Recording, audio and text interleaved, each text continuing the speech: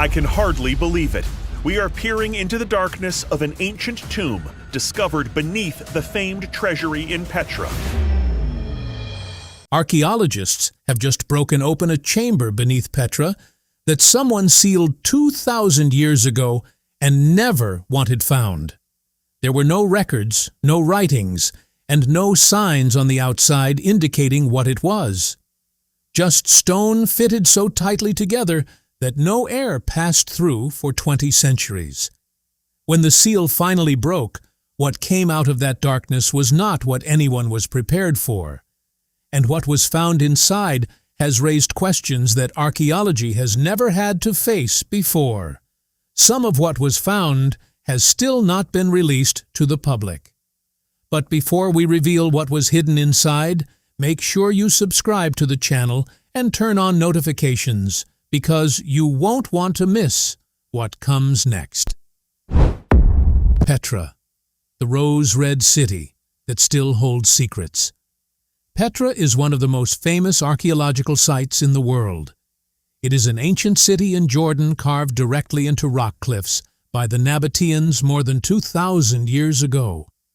The Nabateans were an ancient Arab people who first lived as nomadic traders, but later grew wealthy by controlling caravan routes that carried spices, incense, and silk across the desert. With their wealth, the Nabateans built cities, temples, and tombs, and Petra became their greatest achievement. To reach Petra's most recognizable structure, the treasury, visitors must pass through the Sikintu. The Sik is a narrow walkway between high rock walls that stretches for about a kilometer. At the end of this path, the treasury suddenly comes into view. It is tall, wide, and carved with detailed columns and sculptures that resemble a palace. Many first-time visitors are stunned that such a precise and elaborate monument was carved by hand so long ago. For centuries, locals believed that the treasury was not simply a tomb or temple. A popular story claimed that it held the hidden wealth of a pharaoh. This idea came from the large carved urn placed at the very top of the treasury's outer wall, which many thought contained gold. According to reports, bullet marks can still be seen on the urn left by people who tried to break it open. Archaeologists, however, have found no treasure there. They argue that the true purpose of the treasury remains uncertain. Some believe it was a royal tomb. Others think it had a religious function, and some even suggest it may have served multiple roles over time. The Nabateans carved hundreds of other rock-cut structures into the cliffs of Petra. Most of them are tombs. Because of this, archaeologists often describe Petra as a city of the dead. Burial chambers are spread across the valley, but even among them the treasury stands apart. It is larger, more decorated, and positioned at the entrance of the city. This makes researchers think it played a special role. If Petra was already a city of tombs, then the idea that its greatest monument might also hide burials beneath it became easier to believe. Most tourists come to Petra, take photographs of the treasury, and leave without asking what lies beneath the ground. Yet, for decades, archaeologists suspected that the site might hold more than what is visible. Some locals have claimed that Petra contains sealed rooms and hollow areas hidden inside the stone. According to reports, even the sound of striking certain spots near the treasury gives a hollow echo, as if something is buried below. Others say people avoided parts of the forecourt at night, believing it was unsafe. These stories were never confirmed, but they kept the mystery alive for years. Archaeologists could only imagine what was below, with no way to test their theories. This is why the eventual discovery of a sealed space beneath the treasury shocked so many. For the first time, evidence suggested that Petra was still hiding secrets that no modern person had ever seen. The idea of a locked chamber led to urgent questions. Why was it sealed? What did the Nabateans want to hide? Was it a royal tomb, a sacred vault, or something so disturbing that it was never meant to be opened? Before these questions could even begin to be answered, archaeologists had to clear the biggest obstacle of all: getting permission to dig beneath the treasury. The permission no one gets. The area in front of the treasury, known as the forecourt, was seen as untouchable. This was where thousands of visitors stood every day. It was where guides told stories, where photographs were taken, and where people formed their first impression of Petra. To disturb that ground was considered too risky and too politically sensitive.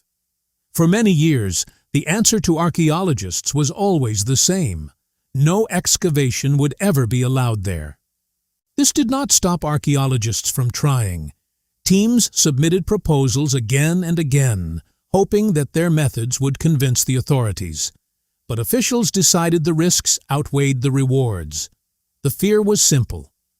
If the treasury was damaged in any way, Jordan would lose both a national treasure and one of its main sources of income. According to reports, archaeologists pushed for decades without success. They argued that advances in technology meant excavation could be carried out safely.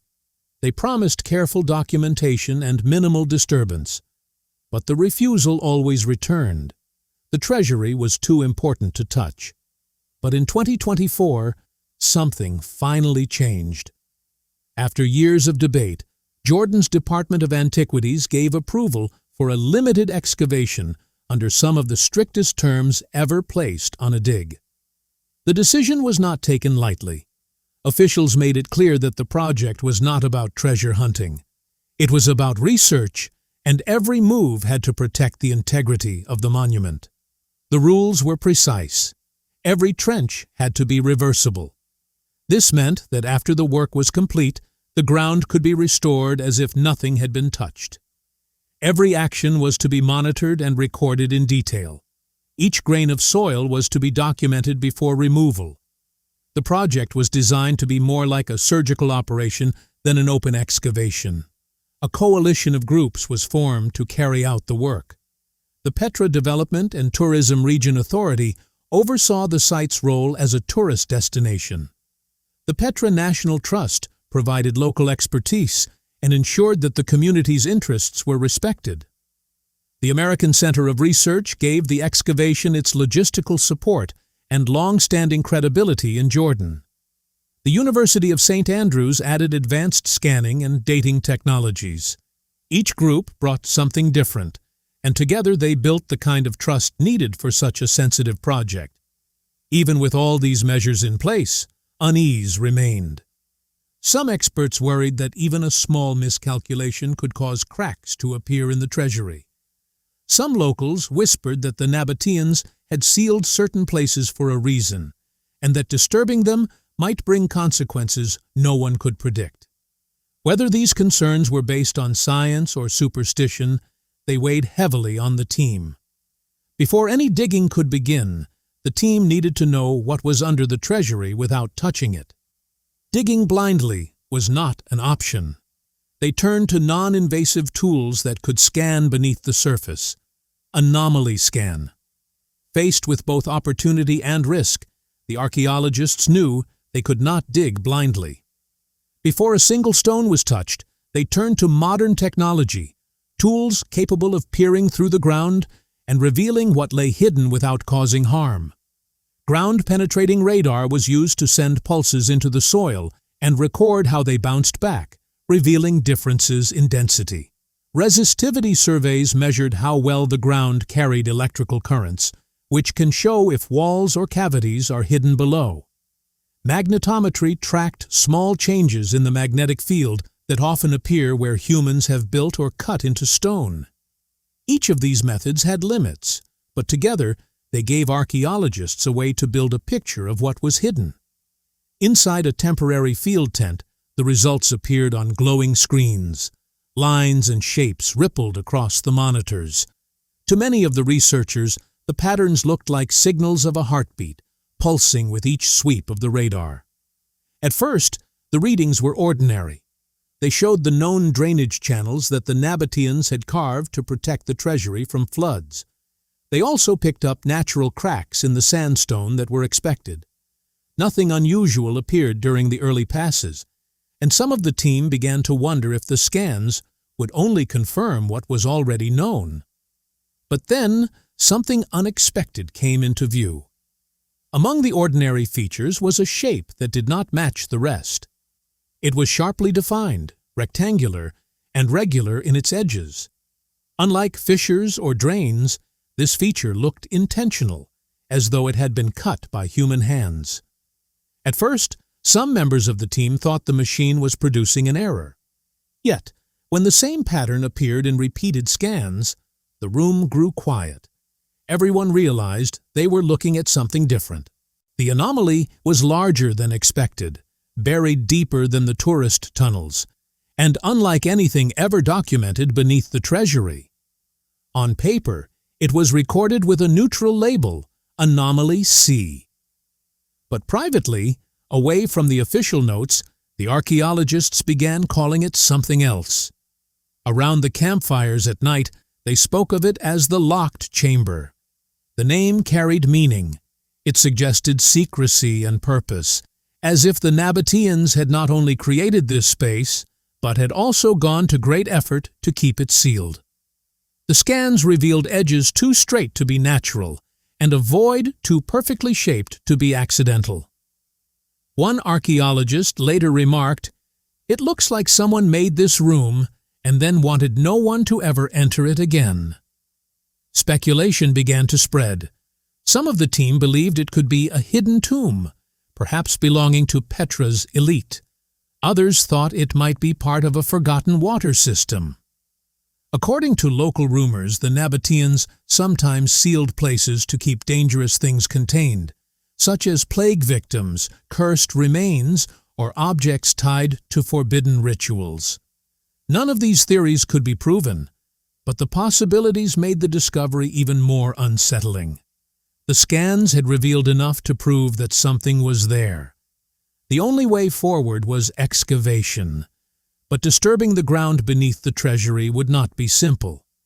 It would mean peeling back the earth layer by layer, knowing each step brought them closer to a chamber the Nabateans may have wanted sealed forever. Breaking the seal, a descent into darkness. When excavation finally began, the atmosphere around the treasury was tense. Everyone knew this was not an ordinary dig. At first, the team used standard tools to remove the upper layers of soil, but as they reached the area close to the sealed structure, they changed their approach. Brushes and wooden implements replaced metal, making sure that no scratch or spark would damage what lay hidden below. The site was treated with extreme care. Every move was deliberate, as if they were peeling back the layers of a wound that had been closed for centuries. Soil was removed in the thinnest layers, sometimes only a few centimeters at a time. Every handful was sifted, photographed, and logged. Even the smallest pieces of pottery or charcoal were collected for later analysis. According to reports, the team worked in rotating shifts to keep progress steady without rushing. The site was treated like a patient in surgery, where precision mattered more than speed. The deeper they went, the more compact the soil became. Centuries of pressure had made it heavy and dense, forcing archaeologists to work slowly and carefully. Then the first sign of something intentional appeared. Carved steps began to take shape, pointing downward into darkness. Not long after, smoothed stone walls emerged, holding the soil back, as though the builders had prepared the space to stay sealed for eternity. The masonry shocked the team. It was not rough or improvised. The blocks were cleanly cut and fitted so tightly that no cracks or gaps allowed even a trickle of air. The chamber had been closed in a way that suggested permanence. Some archaeologists remarked that it looked less like an ordinary closure and more like deliberate entombment. That raised an unsettling question. Who sealed the chamber and why? One theory is that workers may have been forced to seal it while fully aware of what was inside. Imagine slaves or lower-class laborers stacking the final blocks while screams echoed behind them. Another possibility is that the sealing was ordered directly by Nabatean elites, not to honor the dead, but to bury a crime or a shameful act they wanted erased. The perfection of the seal suggested fear, not reverence. Whoever closed the chamber wanted it forgotten by the living world. Cameras captured the moment when the sealed cavity finally widened into an opening. Cold, stale air escaped into the trench. It carried the smell of dust that had been trapped for nearly 2,000 years. One archaeologist later said it felt like breathing in the past. Another admitted that stepping closer felt wrong, as if they were intruding on a place that had never meant to be disturbed. Theories spread quickly. Experts speculated that it might have been a ritual chamber. According to local whispers, the Nabateans sometimes sealed off places not to protect them, but to protect the living from what was inside. Some said chambers were closed to contain plague, locking away the source of infection so it could never spread. Others believed dangerous idols or forbidden texts were hidden underground, sealed to prevent their use in dark ceremonies. A few even claimed such spaces were cursed, marked as places where spirits of the restless dead were trapped. None of these theories could be proven, but all of them carried a sense of unease. The void beneath the treasury was not a simple cavity. It was larger, more deliberate, and far more unsettling than anyone had expected. And as the team prepared to go further, it became clear that they were about to uncover something terrifying. The tomb in the shadow of the treasury. Once the opening was safe, the team stepped inside with strong lights and careful movements. The chamber was not a rough cave formed by nature, it was shaped with precision. Small wall openings lined the walls at regular intervals. In Nabatean tombs, such features were not decorated. They often held offerings, secondary burials, or symbolic objects. The layout showed that this place had been planned, not improvised. Then came the moment that froze the team. Skeletons began to appear. The first lay intact on a low stone ledge, its bones still connected in the correct order. Skull at the top, spine in line, arms at the sides, and legs stretched below. This meant the burial had never been disturbed. A few feet away, another skeleton rested in the same position. As more light spread through the chamber, the count increased. At least 12 individuals were present. Some were adults, but others were smaller, most likely children. None of them were scattered. None were dumped in haste. They had been placed carefully, each in a deliberate position. Some were arranged alone in niches, while others lay in pairs, suggesting possible ties between them. Objects lay beside many of the skeletons. A small bowl rested near one person's hand. A jar sat close to another's feet. Thin traces of bronze and iron appeared in the soil near ribs and hips, possibly fragments of jewelry or fittings. One skeleton had a ceramic vessel pressed against the ribs, positioned so precisely that it looked as if the person had held it in their final moments. These were not extravagant grave goods, yet they were chosen and arranged with intent, suggesting that the value of the burial was symbolic rather than material. What unsettled the archaeologists most was the condition of the chamber. Unlike most of Petra's tombs, which had been looted or damaged by floods, this one was sealed tight. Sediment had settled like a lock, preserving everything in place. The air was stale. The walls looked untouched. For researchers accustomed to broken fragments, the preservation felt uncanny. Several later admitted that the silence inside the room was unnerving, as if time itself had been paused, and they were intruding on a story that was never meant to be interrupted. Work slowed further. Specialists recorded the exact position of every bone. Conservators stabilized fragile remains and collected each object with strict labels. The chamber already raised troubling questions, but the team began to suspect that what they had seen so far was only part of the story. Beneath the treasury, the earth still held a sealed space that no light had touched for centuries. The sealed room, a horrifying revelation. When the sealed chamber was finally breached, the silence was crushing. The air that rushed out was foul and suffocating. Masks were pulled on immediately, but even through filters, the smell clung, a mixture of rot, soot, and something sharp that made breathing feel unnatural. One archaeologist later said it felt like inhaling death itself. The first sweep of light revealed blackened walls streaked with soot, as though fire had once burned inside the chamber. But the floor told the most shocking story. Unlike the orderly burials in the previous chamber, these bodies had no dignity. They were heaped together from end to end, twisted in unnatural positions. Limbs were tangled, skulls tilted at odd angles, some face down, others sprawled across each other. The arrangement was not careful placement. It was haste. It was fear. It was violence. Bones revealed the truth of their final moments. Several skeletons bore fractures that could not be explained by natural collapse. Skulls were cracked. Ribs were snapped. Joints were wrenched apart. A few had jaws locked wide, frozen in expressions that resembled screams.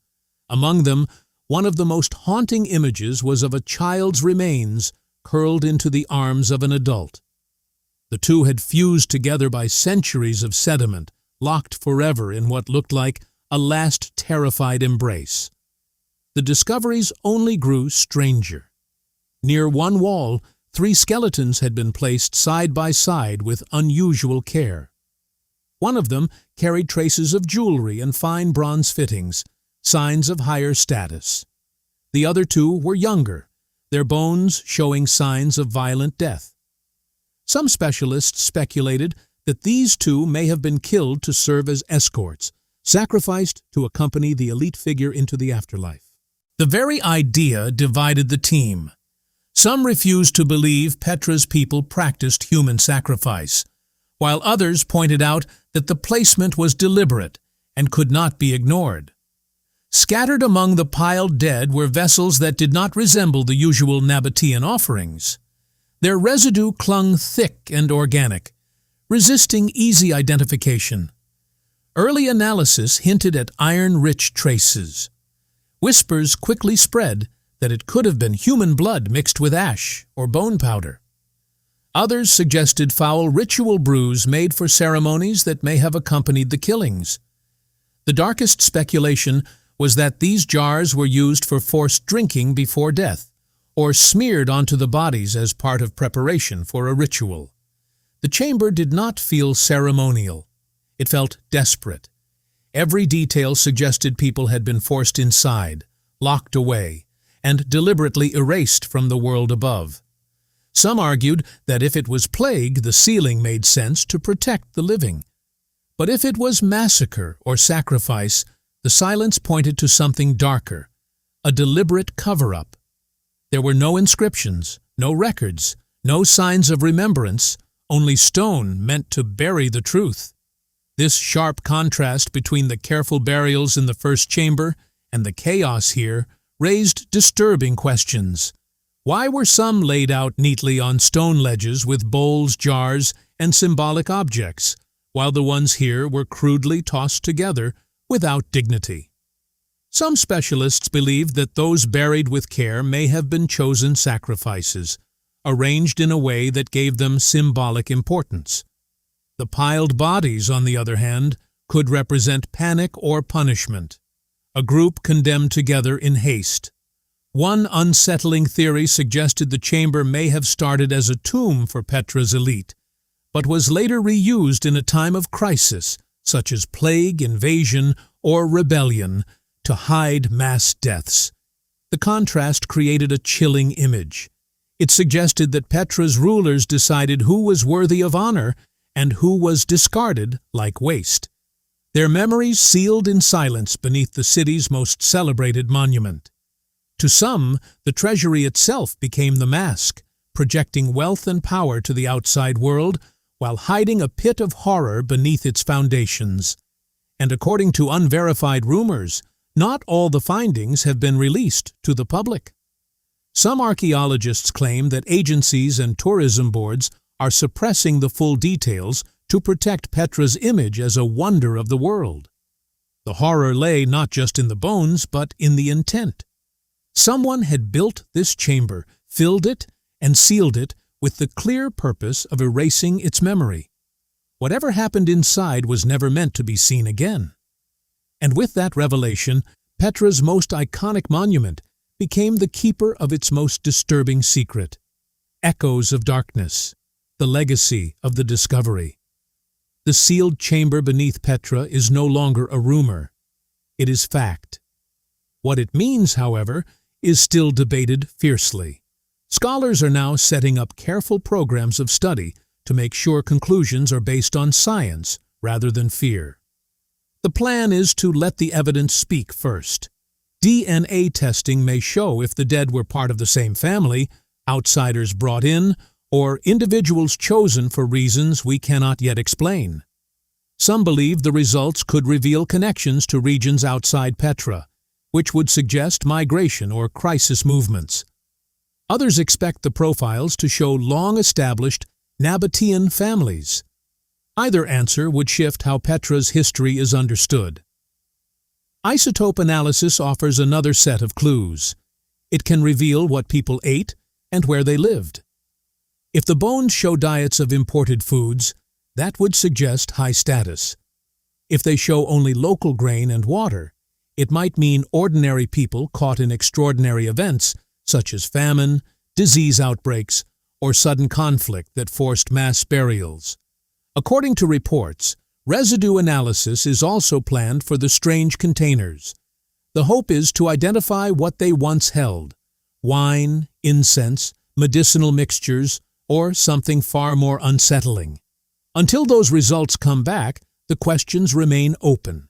Even without those answers, the impact of the discovery has already spread. Guides cannot describe the treasury in the same way again. It is no longer only a marvel of architecture. It is also the site of sealed deaths and unanswered fears. According to locals, some visitors now avoid certain corners of the forecourt after hearing what was uncovered. Officials are adjusting tourist routes and conservation strategies to balance access with respect for what was found. For archaeologists, the chamber is more than a discovery. It is a warning. Not everything uncovered should be treated as spectacle. Some spaces demand restraint, careful study, and humility. Petra has always been admired as a wonder of stone, but now it forces a harder truth. Beneath its beauty lie shadows deliberately locked away. The wider world must now ask a larger question. If Petra held a secret like this for nearly 2,000 years, what else lies hidden under the deserts of Jordan? And what would it mean if those secrets are disturbed? Petra is no longer just the rose-red city. It is also a city of sealed horrors, where the dead still whisper from behind stone walls. What do you think the sealed chamber was truly made for? Was it a plague barrier, a ritual vault, or something even more disturbing? Share your thoughts in the comments. We would love to hear your theory.